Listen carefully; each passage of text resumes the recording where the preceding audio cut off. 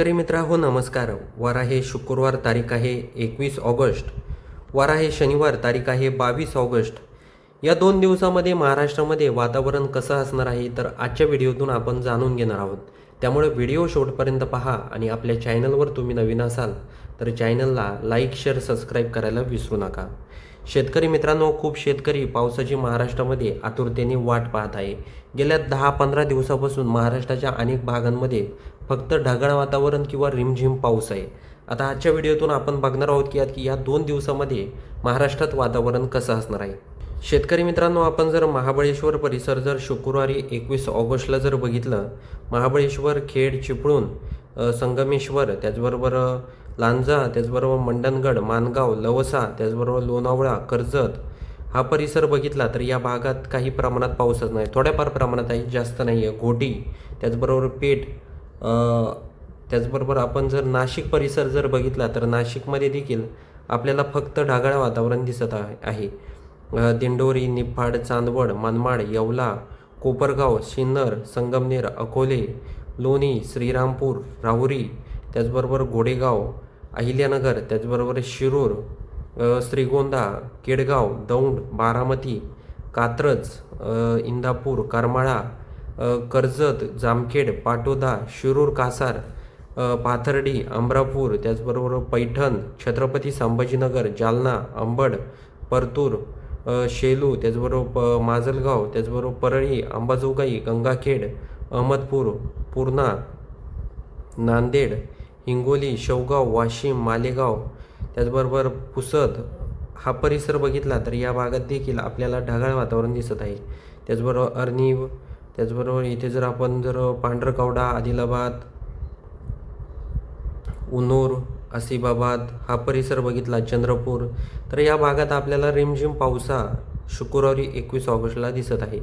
आपण जर अजून जर गोंदिया परिसर जर बघितला, गोंदिया, त्याचबरोबर आमगाव हा परिसर बघितला, त्याचबरोबर इथे आपण जर तुमसर, त्याचबरोबर इथे भंडारा, रामटेक हा परिसर बघितला तर येथे देखील काही प्रमाणात पावसा शुक्रवारी 21 ऑगस्टला असणार आहे. त्याचबरोबर शिवाजीनगर इथे आहे, त्याचबरोबर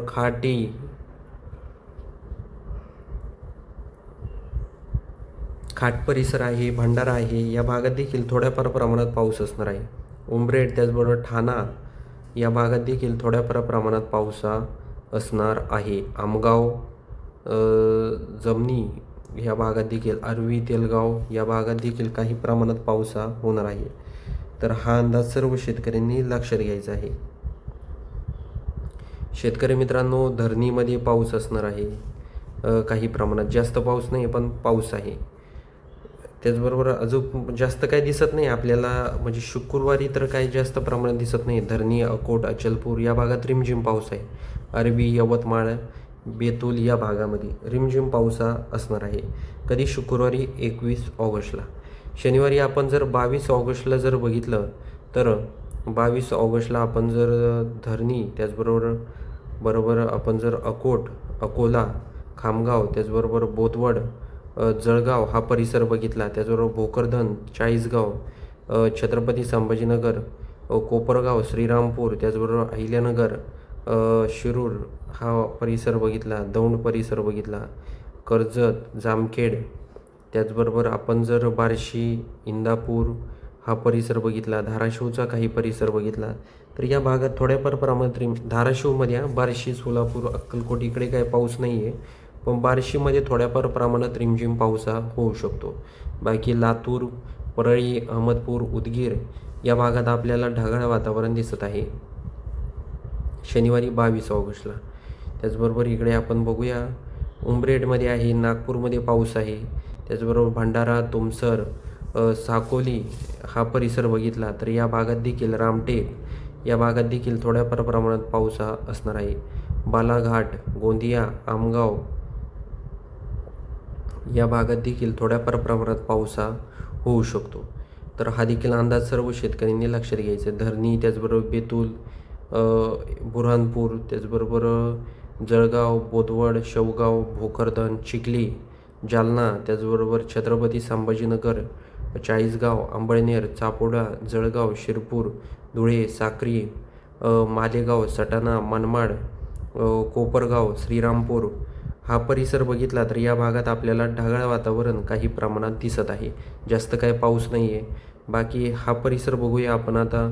पेठ, दिंडोरी, नाशिक, त्र्यंबकेश्वर, खंडाळा, त्याचबरोबर घोटी, शहापूर, वडा, त्याचबरोबर ठाणे परिसर. ठाण्यामध्ये देखील थोड्याफार प्रमाणात पाऊस हा शनिवारी 22 ऑगस्टला होऊ शकतो.